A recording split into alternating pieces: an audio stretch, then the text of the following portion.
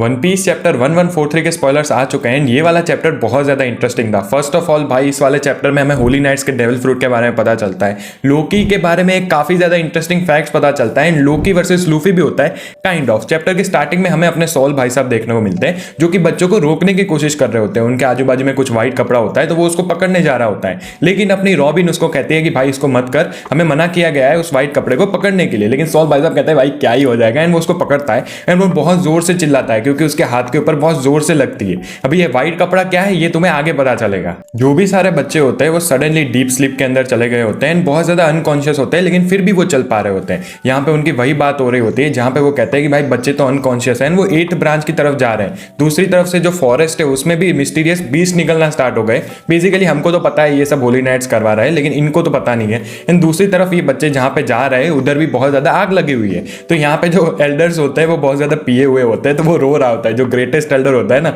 बहुत ज्यादा funny scene था। वो कहता है कि मेरी great great great grand daughter भी उस स्कूल में पढ़ती है, तो मैं उसके बारे में बहुत ज्यादा वरीड हूँ। यहाँ पे अपने उसब भाई उसको कहते हैं कि भाई रो क्यों रहा है यार, यू नो अपने take hold of yourself and थोड़ा कामली सोच। एंड भाई वो तुरंत कामली सोचने भी लगता है। मतलब यार वन पीस फनी तो है ही। उसके बाद ये लोग एक फायर ब्रिगेड को भी डिस्पैच कर देते हैं ताकि जो फॉरेस्ट में आग लगी है उसको बुझा पाए। अपनी फायर ब्रिगेड वाली टीम जा ही रही होती है, लेकिन उनके सामने एक मॉन्स्टर जैसी चीज आ जाती है जो उनकी बोट को ऐसे मारती है एंड भाई उनकी बोट को पलटा देती है। यहाँ पे तभी हमें पता चलता है कि ये एबिलिटी है अपने होली नाइट की।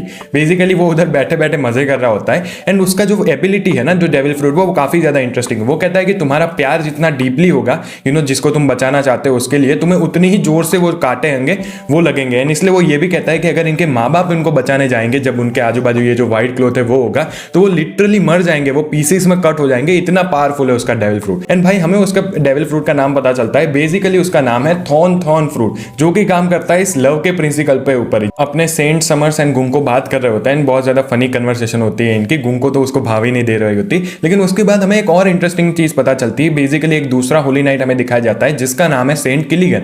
उसके डेविल फ्रूट का नाम है ड्रैगन फ्रूट। बेसिकली वो ड्रीम्स को असल लाइफ में तुम्हें दिखा सकता है। बेसिकली जो अपने सेंट समर्स होते हैं वो ड्रीम में चला जाता है उसकी मदद से, एंड देन उसको वो डिश खिला रहा होता है ताकि वो अपनी भूख को मिटा सके। जो लास्ट चैप्टर में हमने देखा था ना कि बच्चों के जो फियर्स है वो वापस से बाहर आ गए, वो भी इसकी एबिलिटी थी जिसकी वजह से आप ये सऊदी जो पैनल देख रहे हो वो रियल लाइफ में आ सके। ऑब्वियसली वो असल में तो नहीं था, लेकिन ऑब्वियसली वो ड्रीम में था, तो मुझे ये भी बहुत ज्यादा इंटरेस्टिंग लगा। दूसरी तरफ अपनी गुंको प्लान बना रही होती है। बेसिकली यहाँ पे जो विलेज है उधर दूर तरफ जो जायंट्स है उनकी शिप डॉक थी, तो वो कहती है कि जब हमें होली लैंड वापस पहुंचना होगा तो हम उनकी शिप ही यूज कर सकते हैं। यहाँ पे ऑब्वियसली वो डायरेक्टली तो उसको यूज कर नहीं सकते थे, लेकिन वो कहते हैं कि हम रेनबोस हम खुद भी बना सकते हैं पेंटर्स के थ्रू, एंड ऐसे ही हम उनकी शिप यूज करके जब ये सारी चीज खत्म हो जाएगी तब अपने लैंड पे वापस चले जाएंगे। समर्स भाई साहब बहुत ज्यादा डिसअपॉइंटेड होते हैं। वो कहते हैं कि बस इतना ही है, उसके बाद गेम पूरा हो जाएगी। लेकिन गुंगो कहते हैं कि वो इतना इजी नहीं होने वाला, क्योंकि विलेज में मुझे एक और शिप दिख रही है जो कि है अपने एम्परर लूफी भाई साहब की।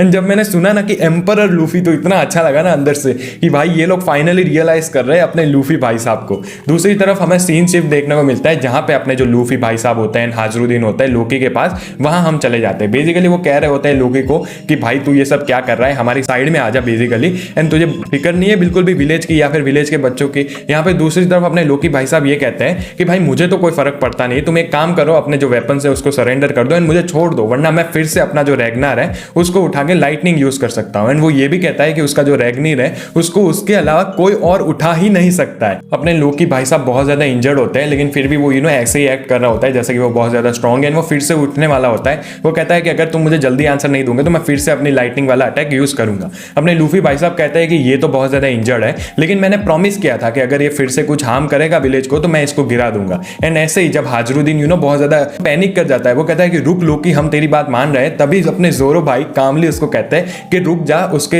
ये ब्लफ से तू कंफ्यूज मत हो, क्योंकि वो एक्चुअली में बहुत ज्यादा इंजर्ड है ना अपने लूफी भाई साहब। तब अपने गम एयर बलून यूज करते हैं एंड लोकी को पेट के ऊपर एक मुक्का मारता है, जिसकी वजह से लोकी भाई साहब पूरे गिर जाते हैं। यहाँ पे हमें पता है जब ये शैमरॉक वगैरह आए थे, शैमरॉक एंड गुंको, तो उन्होंने कुत्तों की तरह पीटा था बेचारे लोकी को, इसकी वजह से उसके अंदर पावर ही नहीं बची है। यहाँ पे अपने जोरो भाई उनको समझाता है कि वो ऑलरेडी डेथ के डोर के ऊपर ही था, मतलब मरने की हालत में ही था, एंड वो सिर्फ ब्लफ कर रहा था। इसकी वजह से जब लूफी उसको सिर्फ एक अटैक मारता है तो वो बंदा गिर जाता है, एंड यहाँ पे वो बहुत ज्यादा इंजर्ड होता है। एंड यहाँ पे इनके पास दो चॉइस होती है, या तो उसको ट्रीट करे या फिर उसको मरने दे। यहाँ पे अपने लूफी भाई साहब इनसे रिक्वेस्ट करते हैं कि हाँ इसने बहुत ज्यादा क्राइम किए होंगे लेकिन मैं किसी को मरते हुए नहीं देख सकता, तो वो उनसे रिक्वेस्ट करता है कि प्लीज इसको ट्रीट करो। यहाँ पे जो अपनी लड़की होती है वो उसको ट्रीट कर रही होती है, वो कहते हैं कि इसको हील होने में एटलीस्ट सेवरल मंथ्स लगेंगे। लेकिन हाँ उनके अंदर ये जरूर प्रॉब्लम थी कि विलेज वाले क्या कहेंगे, क्योंकि वो तो लोकी को पसंद करते नहीं है। एंड लूफी यहाँ पे सरप्राइज होता है कि भाई इसके जो जायंट्स के ये है ना हॉर्न, वो बहुत ज्यादा बढ़िया है। वो कहते हैं कि ये जो एंशियंट जायंट्स थे ना ऐसे उसके हॉर्न है,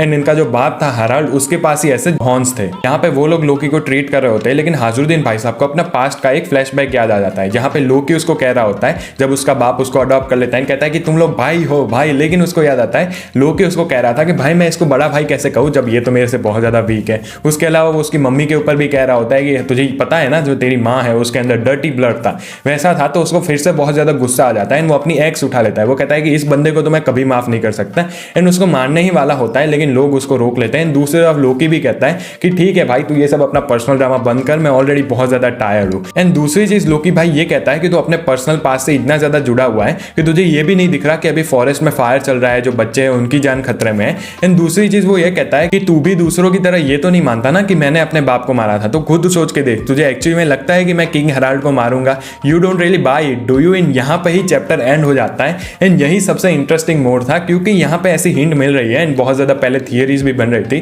कि लोकी एक्चुअली में इविल था नहीं है। लोकी ने ये जो क्राइम्स है वो सिर्फ अपने सर के ऊपर ले लिए, एक्चुअली में कमिट नहीं किए थे।